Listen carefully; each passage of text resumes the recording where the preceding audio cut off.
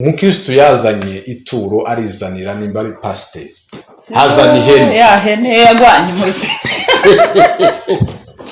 urumva azana ihene kumazagaho hari kurumva haraye habaye deba bene yingiye interminable n'ubu nkirarangiye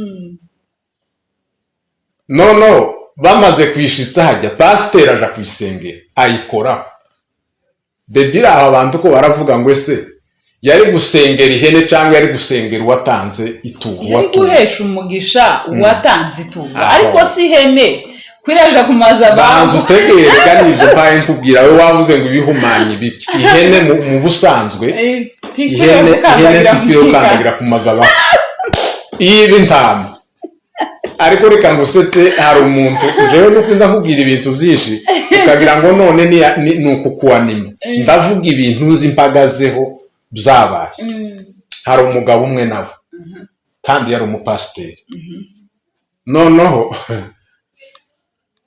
aja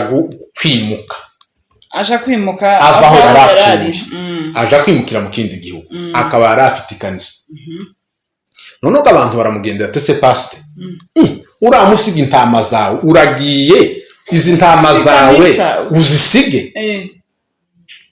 nuko wa mugabo atese izi nazo muza mubona ari intama abantu tese niki ngo yiwe ni ihene. Hello guys, amakuru mufite mumeze neza, turabasuhuje aho muherereye, bari ku manywa cyangwa se mu gitondo mwaramutse, abari ku mugoroba mwiriwe, tubifuriza ibihe byiza byo kubona Imana, mubona Imana mu buzima bwanyu, Imana ibiteho kandi ibiyereke. Hanyuma turagarutse dufite umukozi w'Imana, umutumirwa wacu duhorana buri gihe hano. Iyi ni channel yiwe kuko ayitangamwe amasomo menshi cyane rwose. Rero turabakiriye cyane, dukomeza kubinginga ngo n'ubundi mukomeze mudushigikire, mukomeze mutwiteho muri bwa buryo bwose, gupartaja ibiganiro dushiraho ku makomantere.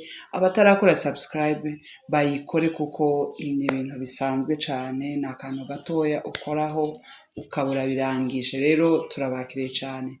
Hanyuma mutumirwa wacu turakwakiriye. Murakoze cyane uduha ikaze. Umeze neza? Turashima Imana. Ndabona waberewe cyane. Murakoze, namwe muraberewe ariko. Asante. Hanyuma turakwakiriye cyane hano iwawe kugira ngo wongere kandi uze uduha amasomo. Buriya amasomo yawe turayakunda cyane, arafasha kabisa. Imana ikomeze kuduhera umugisha. Amen. Hanyuma mbere yuko dutangira dushe mu biganza by'Imana. Sawa, reka dusenge. Mana, duciye bugufi tuje imbere y'amaso yawe muri iki gitondo, aya masaha, tweze kandi udutunganye, twezeshe Ezobu, twezeshe amaraso y'igiciro y'umwana w'intama w'Imana. Rero hari ibiganiro tugiye kuganira kandi ni mu ijambo ryawe, ukomeze kudufasha, ari wewe udukoresha ntitwikoreshe, kandi iri jambo abazaryumva rizahindura ubuzima bwabo. Urakoze data, cyubahiro ni cyawe iteka ryose. Amen. Amen. Urakoze cyane.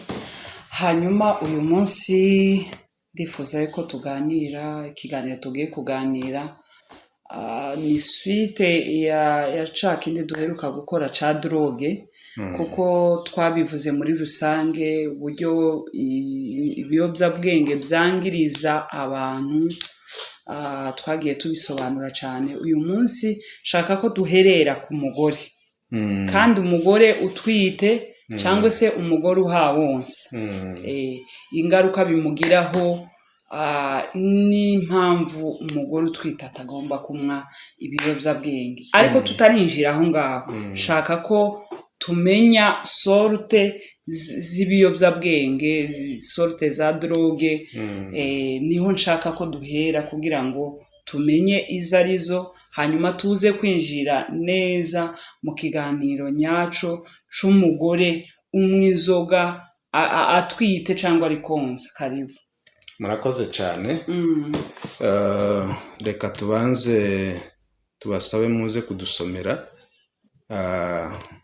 urwandiko Pawulo yandikiye Abaefeso ibice 5 umurongo wa 18 n'uwo wonyine. Abaefeso ibice 5 umurongo wa 18. Katuhashaki. Tibibagore nk'abajya bavuze ngo se hari ahandi tuza gusoma mu bacamanza mugabo umwe ngo baramutoye ngo abasomere ashaka igitabo cy'abacamanza arakibura ngo akazavuga ngo se bagica hajya babaheye ngo bagica baherereye hehe abacamanza babaye bagica none nawe ati bazabaca imanza ube witeguye turaza kugusaba usome abacamanza ntube nk'uwo mugabo ngo bagica baherereye. Hano kuri mu Baefeso 5:18 haravuze ngo kandi ntimugasinde inzoga zirimo ubukubaganyi ahubwo mwuzure umwuka. Amen. Amen. Reka nanje nsome Bibiliya mfite kugira ngo wenda n'abandi hari igihe dukoresha ururimi nyine bigafasha benshi ariko n'abandi bagenda bavuga ko barakurikira ibiganiro ni byiza ariko nanone bakagira imbogamizi zo kutumva uru rurimi ariko numvishe hari icyo muhaye mubiteguraho ariko reka nanje nkoreshe Bible mfite n'igifaransa. Abaefeso 5 n'umurongo wa 18 wonyine dusoma aravuze ngo ne vous enivrez pas de vin, c'est de la débauche, soyez au contraire remplis de l'esprit. Amen. Amen. Reka tuje hajya mu bacamanza. Abacamanza abacamanza ibice ni 13 umurongo wa 3 n'uwa 5. Umurongo wa 3 n'uwa 4 kugeza ku wa 5. Yego. Haravuze ngo marayika w'Uwiteka yereka uwo mugore aramubwira ati ndore uri ingumba ntiwigeze ubyara ariko uzasama inda ubyare umwana w'umuhungu. Kuri 4 haravuze ngo nuko ndakwinginze wirinde kunywa vino cangwe igisindisha kandi tukarye ikintu cyose gihumanye. Kuri 5 haravuze ngo kuko uzasama inda ukabyara umuhungu kandi ntihazagire umwogosha kuko umwana azaba ari umunaziri uhereye akiva mu nda ya nyina kandi niwe uzatangira gukiza Abisirayeli amaboko y'Abafilisitiya. Amen. Amen. Urakoze cyane. Wenda umva batoye vuba ntibakugore. Reka nanje nsome hano haravuze ngo un ange de l'Éternel apparaît à la femme et lui dit voici tu es stérile et tu n'as point d'enfant, tu deviendras enceinte et tu enfanteras un fils. Kuri 4 haravuze ngo maintenant prends bien garde, ne bois ni vin ni liqueur forte et ne mangez rien d'impur. 5 haravuze ngo car tu vas devenir enceinte et tu enfanteras un fils. Le rasoir ne passera point sur sa tête. Parce que cet enfant sera consacré à Dieu dès le ventre de sa mère et sera lui qui commencera à délivrer Israël de la main des Philistes. Amen. Amen. Ibi biganiro tuba dukora igihe kimwe wenda iyo tutasomye nko muri Bibiliya abantu bogira ngo wenda turiyandeho ya Bibiliya ariko ibyo tuvuga c'est biblique. Ni bishingiye ku ijambo ry'Imana. Ibyo twigisha abantu kugira ngo bareke biri mu ijambo ry'Imana cyane, si ibintu yego bikeya nibyo wenda twovuga bijanye na science ariko byinshi ibi byose tuba tuhaye tuvuga. Hariya wasomye mu Baefeso ibice 5 n'umurongo wa 18. Ni Pawulo ariko kwandikira Abaefeso. Yarababwiye ngo timugasinde kuko inzoga ziba mu bukubaganyi, ahubwo ni mwuzura umwuka wera. Yo ni ijambo ry'Imana cyane. Iriya ni imyuka ya Satani. Abantu bamwe inzoga ni imyuka ya Satani. Ariko Pawulo yari kubabwira ngo timugasinde kuko mu gusinda haba mu bukubaganyi. Abasinzi ibyo baza bakora ni bibi, biza bigenda bikwega ibindi. Abasinzi baza bagwana, abasinzi baratukana, abasinzi bariba, abasinzi barasambana, niki badakora. Urumva ni bibi byose. Twavuze ngo inzoga zitera ubukubaganyi. Rero nimureke inzoga, mwuzure umwuka w'Imana. Buri imibiri yacu c'est biblique. Ni mu Bakorinto, je pense ko ari naho Pawulo yari ko ababwira ngo mbese ntimuzi yuko imibiri yanyu ari insengero z'umwuka wera uba muri mwe. Akavuga ngo ahubwo nimureke ubusambanyi, imibiri yanyu ishima Imana. Kandi akavuga ngo imibiri, ni ukuvuga ngo imibiri yacu ni urusengero rwa mwuka wera. Mwuka wera aba muri twebwe. Aho mwuka wera ari rero nta kindi gikwiriye kuhaba. Kandi rero nimba umuntu akoresha rwa rusengero, ya nzu ya mwuka wera, akayikoresha nabi, Imana iravuga ngo usenya ubwo rusengero nanje nzamutsemba. Rero imibiri yacu nibiyo gushima Imana, imibiri yacu ni yuzure mwuka wera. Ereke kuzura ubusinzi kuko gutera ibindi byinshi. Hano rero kugira ngo twinjire mu kiganiro cyacu, aha mu bacamanza basomye ibice 13 murongo wa 3 kugeza ku wa 5. Ni ukuvuga iki? Havuza amakuru y'umugabo witwa Manowa. Isiraheli ngo igihe kimwe iracumura. Imaze gucumura, Imana irabahana, ibateza Abafilisitiya, ibashira mu maboko yabo, ngo barabakandamiza, barabatoteza, babaho mu bihe by'uburetwa. Noneho uyu Manowa umugore wiwe ngo yari ingumba, yari yarabyaye. Umunsi umwe ngo ari mu murima yahinze, marayika w'Uwiteka muzaho aramubonekera, aramubwira ngo wa mugore we, uri ingumba nta mwana ugira, ariko ndumva message nkuzaniye, ugiye gutwita, uzasama inda kandi uzayibyaramo umwana w'umuhungu. Hanyuma rero umva ibintu ngiye kukwihaniza utagomba gukora, kuko umwana utwite ni umukozi w'Imana, ni umunaziri. Erega iyo twitwaye neza twobyara abana b'imbaraga nk'aba Samusoni. Twumviye Imana, tukumvira itegeko ry'Imana, tugakora icyo Imana idushaka, twobyara aba Samusoni. Igituma aba Samusoni batavuka kuri none nuko abantu baracumuye, abantu bagize intege nkeya. Ese ubundi ijambo ry'Imana bacabona abantu bararikenese, bazakora ibyo ribasaba batabyumva. Hari ibyo ngerageza nko gukurikira nkareba bakozi b'Imana bari kubwiriza, wareba abantu babakurikiye ukababara. Abantu ko barumva ibindi ariko bidafite icyo bimaze. Pawulo yari kwabwira Timoteyo, akamubwira ngo dore kwitoza mu by'umubiri bigira inyungu muri bike, ariko kwitoza mu by'umwuka haravuga ngo bifite umumaro muri byose, uhereye nonaha, kuko ibyo bifite inyungu muri ubu buzima bwa none, ariko noneho no mu bundi buzima bw'igihe kizaza. Bifite imyitozo yo mu isi, les exercices. Urumva ibyo abantu bakora, kwiga n'ibindi ni byiza, nitubikora, ariko akarusho noneho tubikore twisunze ijambo ry'Imana. Abantu ndi bafite inyota y'ijambo. Hanyuma rero uyu mugore marayika aramubwira ati, amakuru nguhaye nuko uzabyara umwana w'umuhungu, kandi uwo mwana ni umunaziri, ni umukozi w'Imana.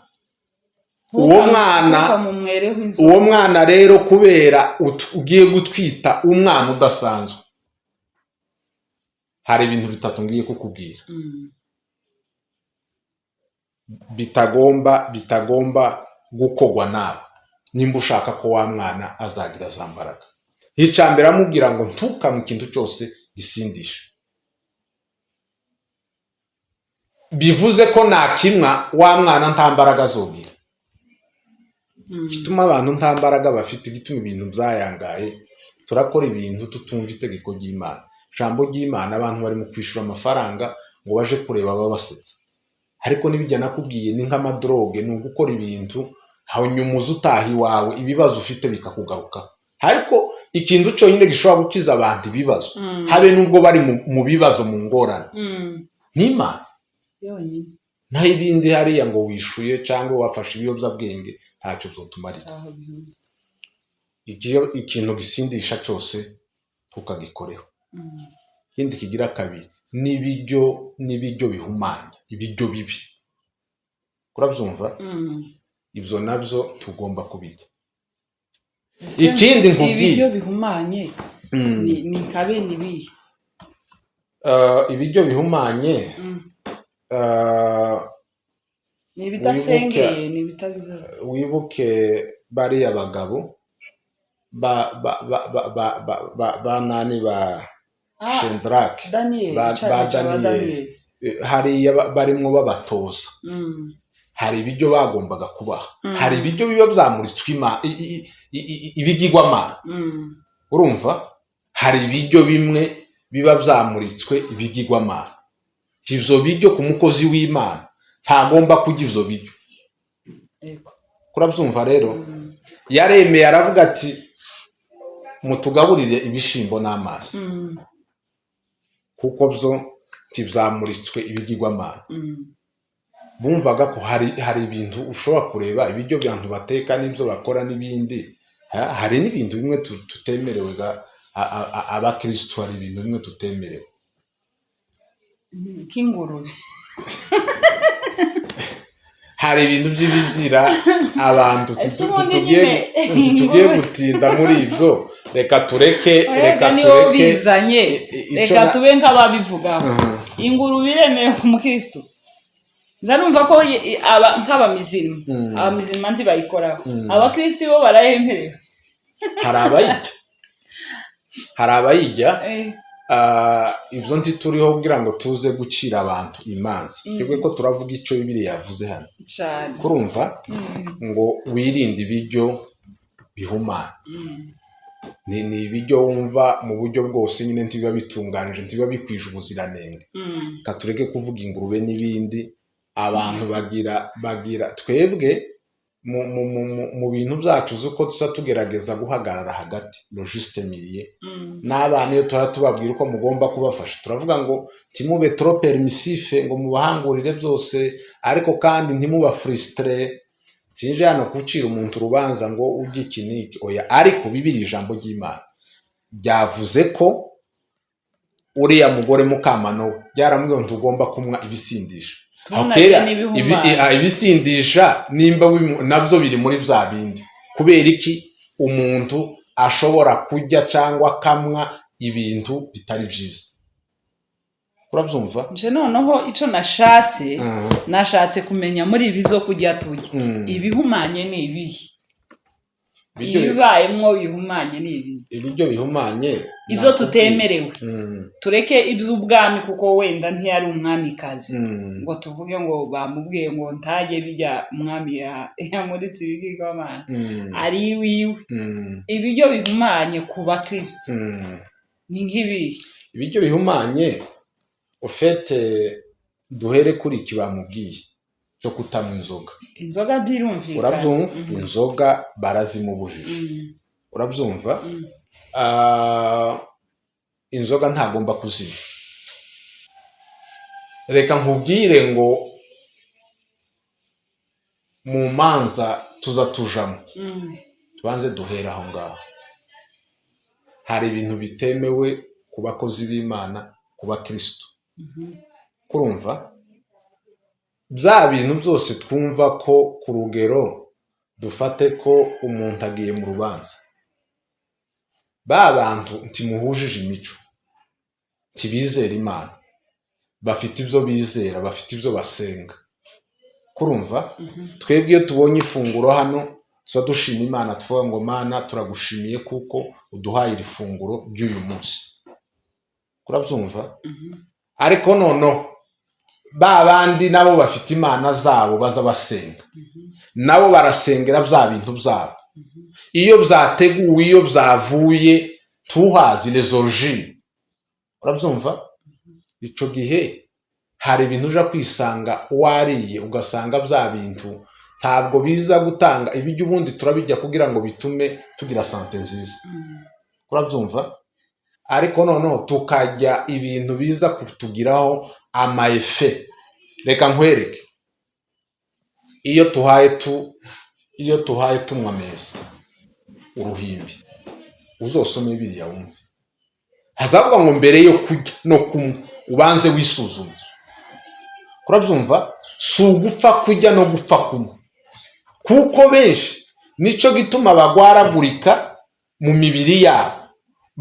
Bakoze ibintu bagize iki, wagiye wenda ku giti cyawe ugiye kunywa meza, uruhimbi rwejejwe urugiyeho, wakoze ibyaha. Bya bintu ugiye kunywa nubwo yari amaraso n'umubiri wa Kristo, wewe ntibigukiza indwara, ahubwo birazigutera. Kurabyumva?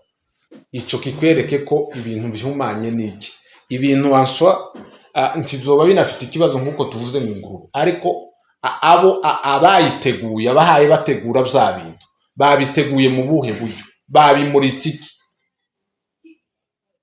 Sinzi ko tuba twumvikana. Yego ndakumva. Kuranumva.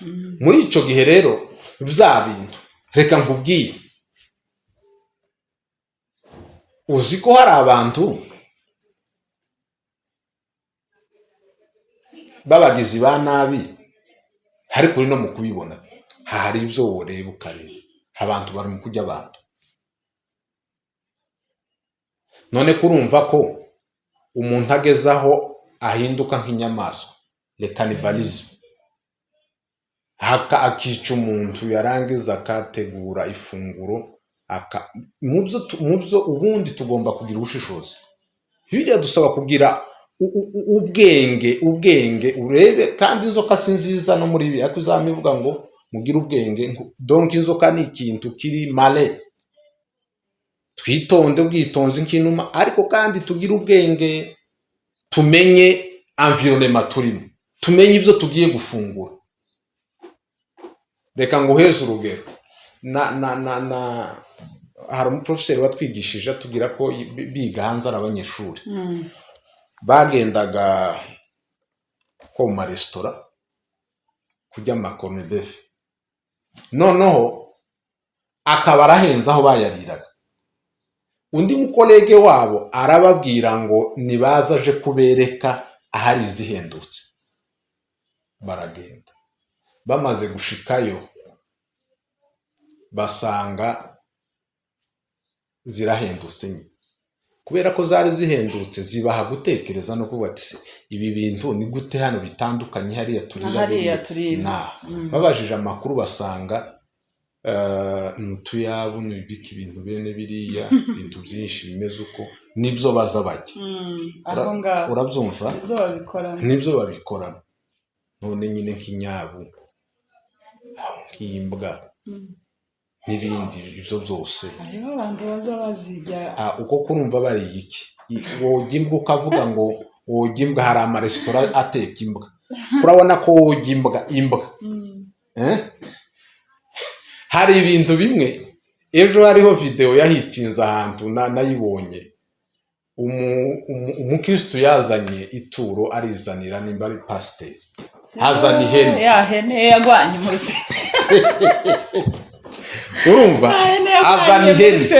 Azana ihene kumazagaho hariya. Kurumva?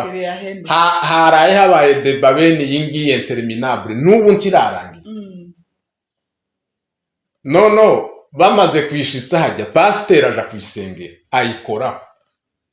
debira aho abantu ko baravuga ngo ese yari gusengera ihene cyangwa yari gusengera uwatanze ituro yari guhesha umugisha uwatanze ituro ariko si ihene kwiraje kumaza banzu utegere ganivyo mpaye nkubwira we wavuze ngo ibihumanye biki ihene mu busanzwe ihene tikwiye ukandagira kumaza ba ibi ntama ariko reka ngusetse hari umuntu jewe nuko nza nkubwira ibintu byinshi ukagira ngo none ni ukukuanima ndavuga ibintu nzi mpagazeho byabaye hari umugabo umwe nawe kandi yari umupasiteri noneho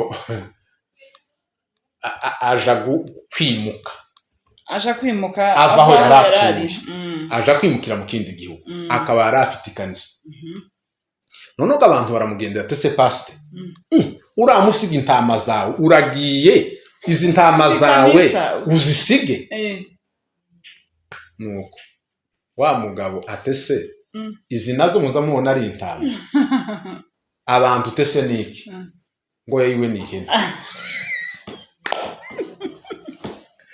jewe izi si intama ngira ntama mfite ihene rero abakristo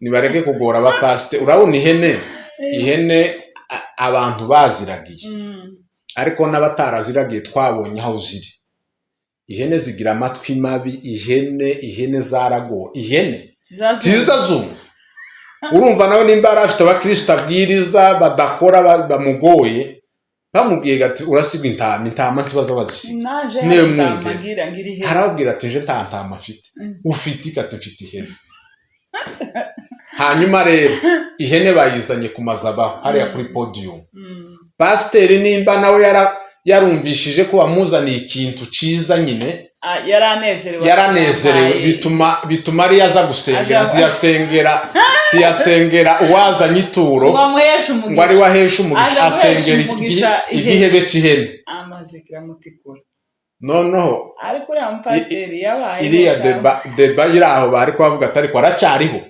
ntibasuye kutwereka switi uko byagenze ariko ni nkaho bishobora kuba ati cyahise kimukubita mu mutima arahenanga nari nshatse kukubwira hari ibintu bitogera hariya bitakwiriye kwinjira mu ibizira hariho ibizira imbwa nibayiteka yakubise pasiteri nibayiteka nibateka no mu bakristo none yagiraga gute iyo hene kwanza wayitanze uzi yarayitanze ari ihene bwoko ki ntuzi iyo yari ivuye tuzi imishiyo yayo kubera baguhaye ihene unaniwe gusenga ngo uheshe nujyaga umugisha ihene ariko ayisengera ngiramera gute ihene igiye kuri podium irahagaze hariya kubera baguhaye iyo bari mushire kubera iki batasize bayizirikiye hanze bayishire bayijane kwa pasiteri kurumva nashaka ujya uyitanze bavuga ati pasiteri hari ituro jewe ntanze ihene nidusohoka ndayikuzanira noneho ahita yizana none pasiteri ni ngo wari utuye kure yiwe kure hehe nimbaga ari na kure nicuvuze baba barayiziritse hanze bakayicungisha protokole pasiteri yasohoka bakayisha ihene ku mazabaho kurumva rero ibyo nibyo wari ubu tugiye nko muri twinshi ariko nari nkubwiye ko hari ibintu ibizira birahari abakristo ntitwemerewe ibintu byose na Paulo akavuga ngo byose turabyemera ko byose ntibidufitiye umumaro hari bitadufitiye umumaro ihene iraje hariya ku mazabaho kirasengegwa ihene ngo bigende gute amatwi mabi y'ihene ukurabyumva nawe hari ibintu nk'ibyo ababikoresha ntabwo tugiye kujajinga abantu ngo mugi ibi n'ibi oya ariko mwumve ko hari ibitoreye nta mukristo wogimbwa nta mukristo woginyara ibyo bintu n'ibintu biri aho ngaho byashaje by'ibizira ni ibizira hari abahaye bakora ayo mahano ko gutekera inzoka ukajya inzoka ariko ngo abashinwa baza bajya byose ni mubareke mubihorere turiho kuza kuvuga abantu ariko ko turavuga ko hari ibizira ibihumanya nibyo yari amubwiye ati rero uyu mwana tukamumwereho inzoga ngo usinde, tukajya ibiryo bihumanye, ntakogosha. urabyumva? ni ukuvuga ngo hari iby'Imana ibuza abandi babyemerewe. Imana hari iki numvishije umukozi w'Imana agigisha iryo jambo nyine avuga ngo hari iby'Imana wowe ikubuza kandi abandi babyemerewe, ikabikubuza wowe neza. none se ukeneye ngo nawe ibintu byose abantu bakora nawe ariko bigenda, nawe ariko ubikora ngo ubwo abandi babikora? oya, nimba abandi bemerewe inzoga, twe ntituzemerewe. Bibiliya yavuze ngo mwirinde ibisindisha, mwikuzura umwuka w'inzoga, ahubwo nimwuzura umwuka w'Imana. hanyuma ikindi yari yamubwiye ngo wa mwana nawe mu byo agomba kwirinda ngo ni ugukora ku ntumbi ikintu cyapfuye cyangwa no kucegera no kubaho. ni umunaziri, tazogoshwa, nta cyuma kigomba kumukora ku mutwe bigaragaza ko ni umunaziri, hari ibyo atemerewe, ariko ntagomba no kwegera ahantu hari ikintu cyapfuye. erega n'abiriya bireba kenshi, nubwo umuntu atabifitemo wenda amasomo akwiye, ariko ikintu cyapfuye batagishinje ngo kiva amaraso, bijya bita ngo n'inyamafu, icyo kintu cyari cyemewe ko abantu b'abakristo bakicwa. urabyumva? ibyo rero nari nshatse kubwira abantu ngo Imana idusaba ibyo dusezeranije bizabiba, ariko igihe tutabyumviye, nubwo hoba hariho Imana yabivuze, uriya mugore cyari gitumye marayika amubonekera kwari kumubwira ngo dore uyu mwana ni umunaziri, ni umukozi w'Imana, kandi azagira imbaraga ukimutwite, kandi kuva mu butoya bwiwe niwe uzotangira kugwanirira ubwoko bwanje, abukiza amaboko y'Abafilisitiya.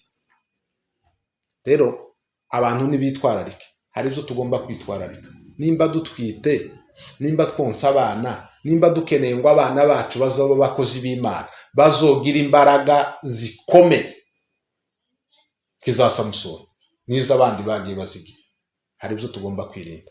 muri ibyo twirinda rero ni izo nzoga, ni ibyo bintu byanduye, ni ukutagira contact avec les cadavres, ibintu bene biriya ni ibizi. urabyumva rero? ibyo nibyo twari tuvuze. nimba rero dushaka kugira abana bafite ejo habo, abana bafite icyo bazimarira, abana bafite icyo bazomarira imiryango, abana bafite icyo bazomarira amatorero, abana bafite icyo bazamarira ibihugu, abana bafite icyo bazamara ku isi, hari ibyo ababyeyi bitwara bagomba kwirinda.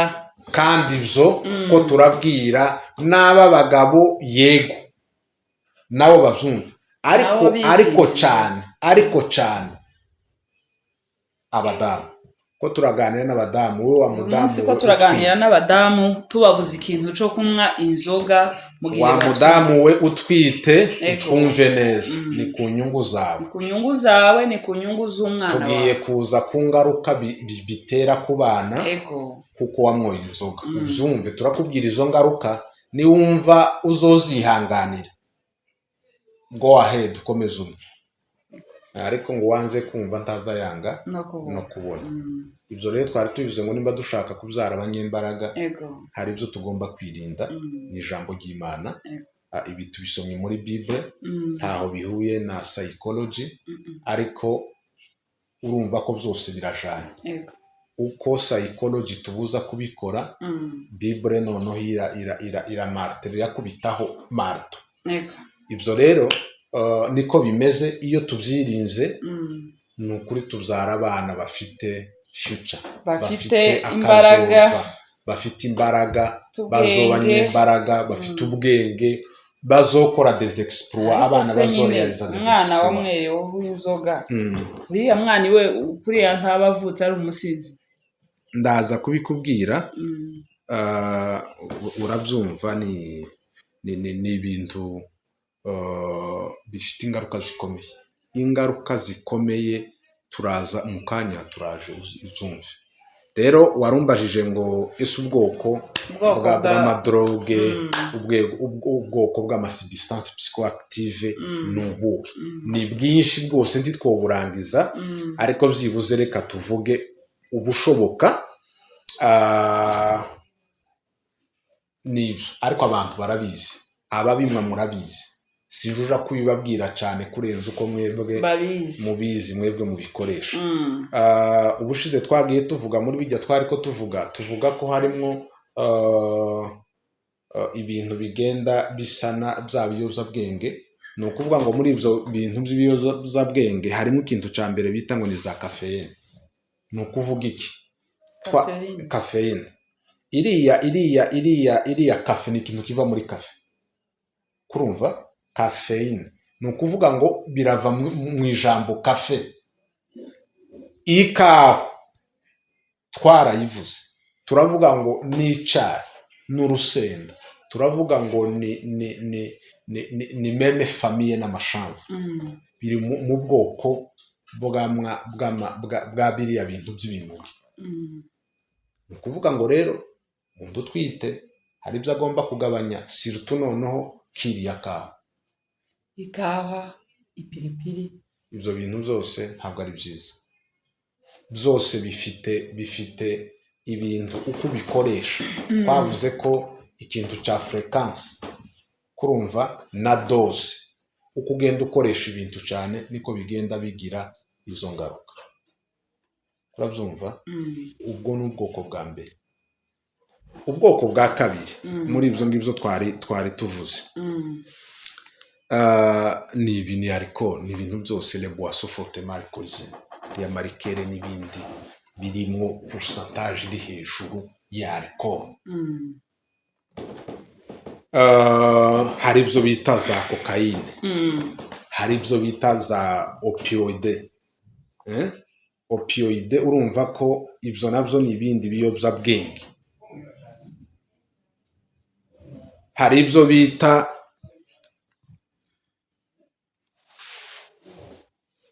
bita ma hallucinogene cyangwa icyo bita ma opioid itabi hari imiti bita ngo ni ama aspartame ama amphetamine ama stimulant synthétique hallucinogene le cannabis arizo ziriya bita za marijuana ibyo byose ni ukuvuga ko n'ubwoko bw'ibiyobyabwenge ibyo ni bike tuvuze hari n'ibindi urumva icyo gihe rero umuntu nabyirinda paselema kwirindira n'imiti umudamu utwite ntagomba gukora icyo bita automedication nta muti agomba gufata atahawe uruhushya n'umuganga le gynécologue nta n'umuganga gusa usanzwe wa muganga umukurikirana wita ku badamu batwite nibo babimenye hari ibibazo byinshi uzubona n'abana bavukana ku rugero n'abana biriya usanga bafite nk'amatrase mu mutwe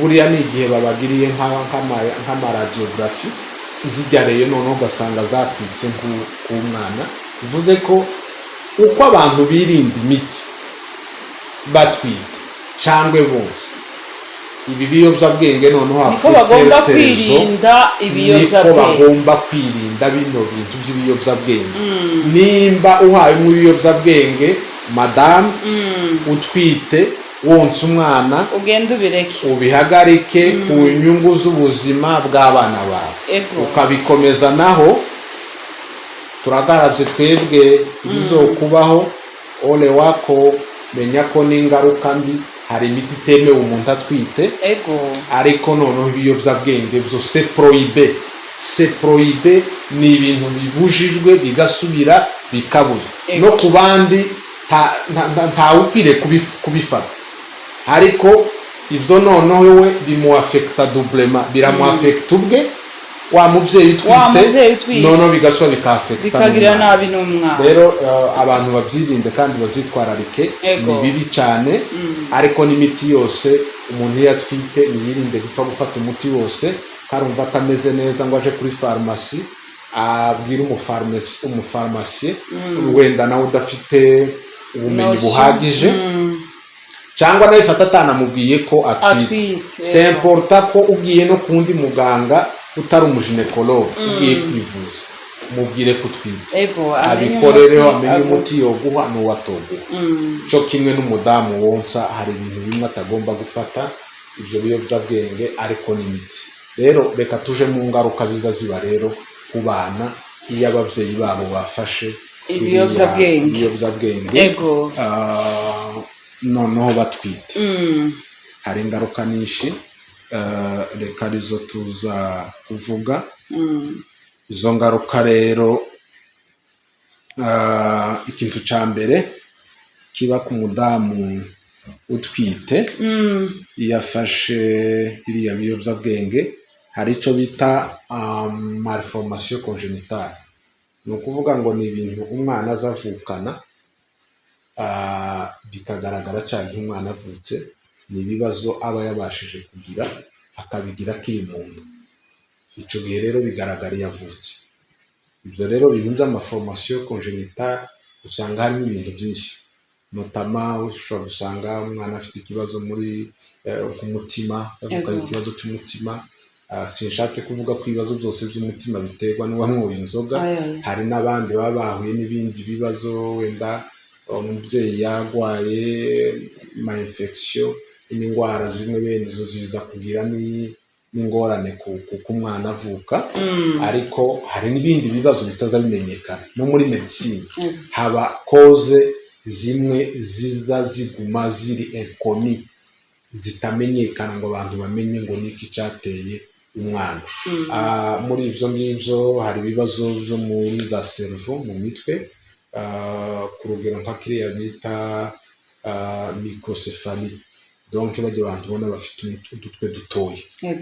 Urumva abafaransa kenshi bakunda bavuga nk'amaproverbe yabo bavuga ngo petite tête correspond à petite intelligence. Kumutungana nubwo bitavuze ko bari abafite nabo macrocephalie byose urumva ko ni ikibazo. Bajya b'imitwe minini cyane nabo hari ubumuga wabagize tukome n'abajya bafite umutwe mutoya cyane, abo bose baba bafite izo ngorane. Hari ibintu usanga abana bavukana by'amafante labiale cyangwa se noneho fante labiopalatine cyangwa bec de lièvre. Ni bino bintu by'imibare abana usanga imibare hari ifata akanwa gusa, hari ifata ndetse no ku mazuru zose. Urumva izo ni ingaruka, nubwo tutavuze ko ibyo biterwa gusa na bya bindi, harimo n'ibindi. Ariko ababyeyi batwite ni mwirinde ibyo bintu kuko bifite ingaruka zikomeye ku bana cyane. Ibintu byinshi bigenda biba muri izo malformation congénitale tuvuze. Urumva ko mu by'ukuri haba habayeho izo ngorane. Ikindi kigira kabiri n'iriya retard ya croissance fœtale. Umuntu akwiriye kuba yirinda gukoresha ibiyobyabwenge atwite. Ni ukuvuga ngo umuntu uhaye umwa ibiyobyabwenge kuko biri nocive, kuko byica, kubera ko za substance ari nocive ku buzima d'abord bw'umubyeyi. Yego umwana kugira ngo amererwe neza nuko sante y'umubyeyi umutwite nayo bimeze neza. Imeze nabi kuko yamwoye bijya en plus none bigiye ku affect umwana ukiri muto utangiye guhura na bwabukana bw'inzoga. Ni ibintamwa bigatraversa n'iriya placenta yiwe bikinjira bikafect umwana neza cyane. Umwana ugasanga agize ikibazo cyo kudakura, agahingira mu mikurire yiwe ikaba mibi. Urabona bino bintu bita donc l'enanisme. Ni ukuvuga iki? Une personne nene, abantu bajya bavukana de petite taille. Permettez le terme wenda, ariko nabavuga nyine ngo umuntu utaragize croissance physique na croissance noneho intellectuelle cyangwa mentale. Ni ukuvuga iki? Hari ukudakura mu buryo buri physique, ibyo bavuga ngo bikuri wenda kugira abantu babyumve, ariko noneho agasura akabaho noneho icyo bita deficit mental. Ni ukuvuga iki?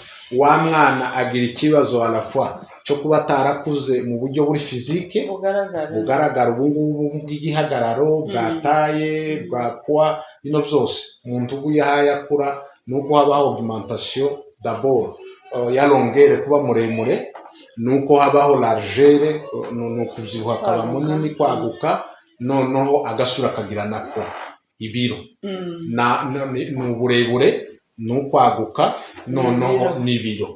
Icyo gihe byose ugasanga umwana agize ikibazo ntiyakuze, ari mu buryo noneho buri fizike, ari mu buryo noneho buri mental.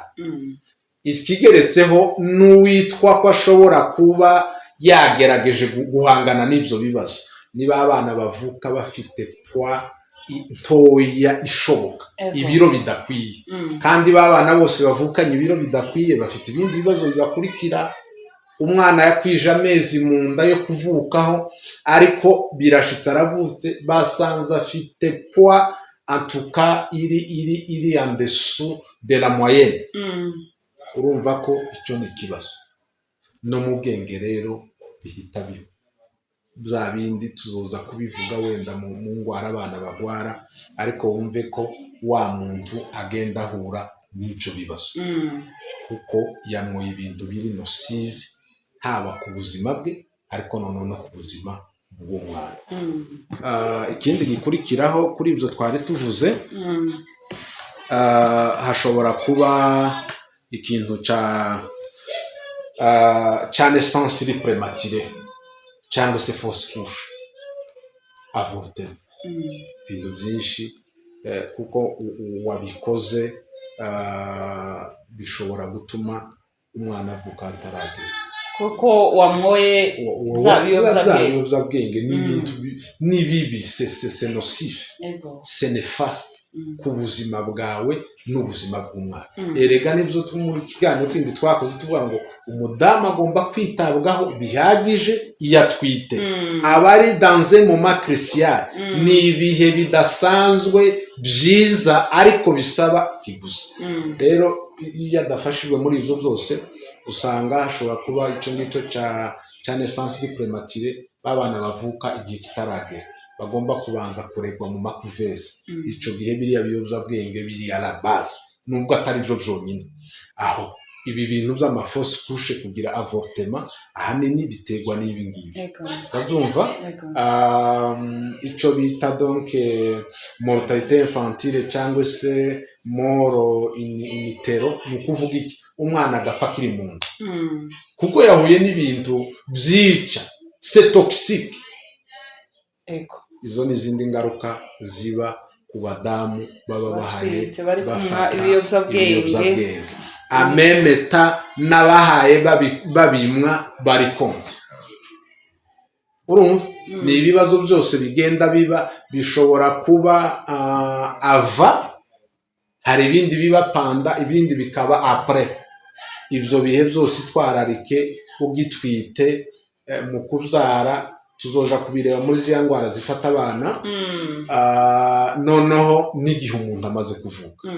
Ibyo byose urabyirinda kuko muri ya mashereka umwana yonka aronkamwo ibintu byiza, umudamu aba yafunguye, umudamu aba yamwoye. Ariko kandi bijya nimba yafunguye bibi, nimba yamwoye bibi, biraza neza kuza muri ya lait maternel, niyonsa umwana usanzwe agize izindi ngaruka zikomeye. Nicyo gituma tugomba kubyitwararika byose, tukabihagarika, ntihagire ikintu n'iki kimwe dukora tubona ko kidakwiriye. Cyo kimwe na ya miti twavuze ko tutagomba kuyikoresha mu gihe tuba dutwite, twitwararika ibintu byose tukagira ako kigora. Ikindi wenda gikurikiraho kuri ibyo ngibyo twari tumaze kuvuga, harazamwo ibintu biriya wari uvuze ngo se ngo umwana w'umuntu ubuhaye inzoga, nuko nawe kera ni nk'aba batangiye kuzina.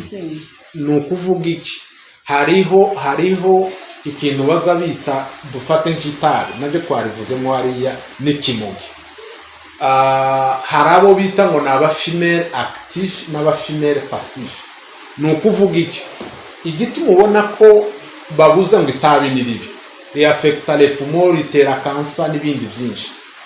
Hari umuntu infimere actif n'uduhaye uribi.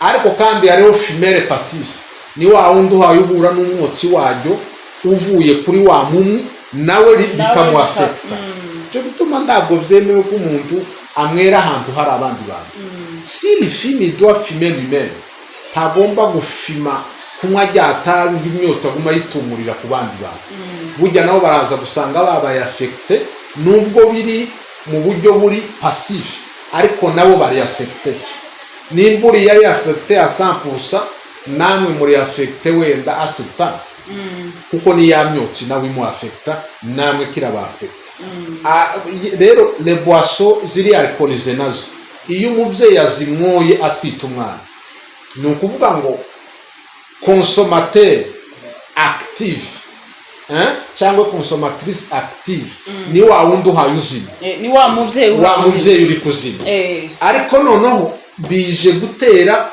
n'umwana nawe aba consommateur passif nawe za ngaruka zimugiye ikintu azohura naco azohura n'ico bita ngo ni syndrome de sevrage ni bya bindi twavuze ngo wa muntu mw'inzoga iyo azihagaritse yaramaze kugira kijya bita dependance ibibazo azagira uriya mwana nawe kuko nyina yamumwereyeho inzoga zitangira kugira icyo ziri gufasona ku buzima bwiwe urumva hariho consommateur uri actif cyangwa kubera ari umudamu consommatrice noneho umwana nawe yisanze ari muri bya bibazo byo kuba ari consommateur passif nawe ico gihe nyuma yo kuvuka rero wa mwana nyina karamwonsa ari kuzima ziyafekta umwana namara gucuka bamukoreye iriya sevrage atakijonga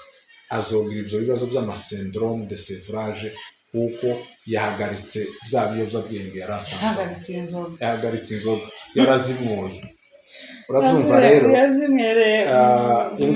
ingaruka ni nyinshi ariko tujye duhagarariye kuri izo ngizo ariko mwumve ko ni ibintu bibi cyane ababyeyi rero mutwite ababyeyi muri konsa nimwitwararike nimba mushaka kugira ngo mubyare mugire ubuzima bwiza n'abana bagira ubuzima bwiza uko mwirinda ibiyobyabwenge inzoga n'amatabi ibyo bintu byose reshambo bibiriya ntibabyirinda bibiriya niko yabivuze turashoje uyu mukamano yaramubwiye turi ingumba ari kugiye kubyara umwana uzabyara ni umunaziri Nazareye uwo mwana rero uzamurinde ntukamwe ishambere wowe uzirinde kumubisindisha nuko yarazi ko nta bimwe bizafekta umwana uzirinde ibiryo bihumanye ikindi ntakogosha ikindi ntakagire contact avec les cadavres kurumva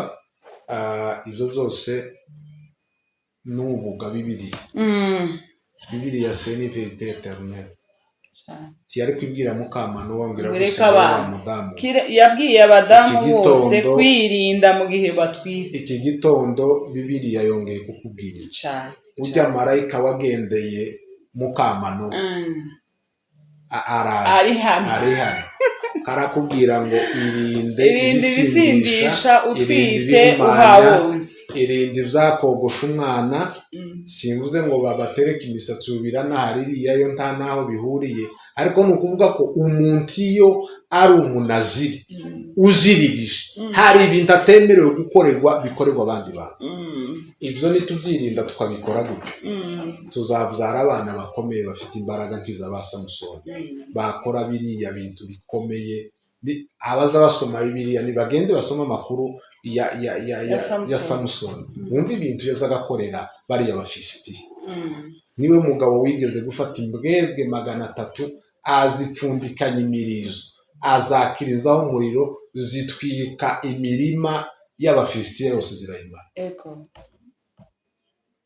baza bamushatse akavuga ati mwebwe gusa mumpa abafilisiti mureke kunyica bamurekura ngo yakabakaba gutya ngo gatora akasa yakindogora agakubita hano ibihumbi bikagwa yakubita hano ibirundo n'ibirundo akavuga ngo erega akasa yakindogobe ni ibirundo n'ibirungo. Imbaraga yari afite rero naho zari zaravuye. N'ubu birashoboka, ya Mana irakora, ujya marayika arahari. Rero kuri mwe mubyara, mutwite, mwonsa abana, mwigire ibyo mwirinda kugira ngo urubyaro rwanyu ruzahora urubyaro rw'abantu bakomeye. Ariko kandi nimukenera kurufurashiriza, nimukenera kurugira urworoshe, iyi nzira imwe gusa iroroshe ni ukunywa biriya bintu bisindisha utwite, uhaye wonsa. Icyo gihe nta musaruro munini, mube mubizi, ubikora bikora azi ngo iki mpaye nkora nzogisarura. Urakoze cyane, Imana ikuduhera umugisha kubw'iki kiganiro uduhaye, cyagize umutwe munini kandi ni cyiza cyane. Ni ukuvuga ngo bagore bagenzi banje, twirinde ibisindisha mu gihe dutwite, mu gihe tubyaye, b'abana bareke kunywa inzoga, kuko iyo unywa inzoga n'umwana bari kunywa inzoga, yaba ari utwite yaba ari uri konsa. Ni ukuvuga ngo iyo ucukije umwana uzi unywa inzoga, ubu umukuye ku ibere, ariko ubu umukuye no ku nzoga. Ashobora kugira ingaruka nyinshi kubera ko yavuye kuri cya kinyobwa yageze amayane. Wamucukije kabiri, mbese wamucukije ku nzoga, mucukije no ku ibere. Ni ukuvuga ngo twirinde ibyo bintu kuko ntabwo ari byiza.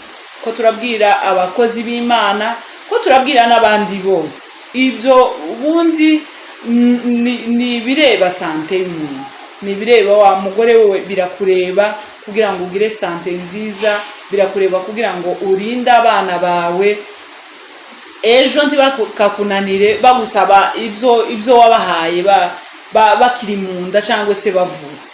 Rero twirinde icyo kintu, twirinde kunywa inzoga, abadamu birinde kunywa inzoga kuko nta kamaro zifite, aba ari kuri bo yaba ari ku bana. Rero turabashimiye cyane, tugushimira cyane yuko watwitabye ukaba uduhaye icyo kiganiro. Imana ikuduhera umugisha. Shalom shalom.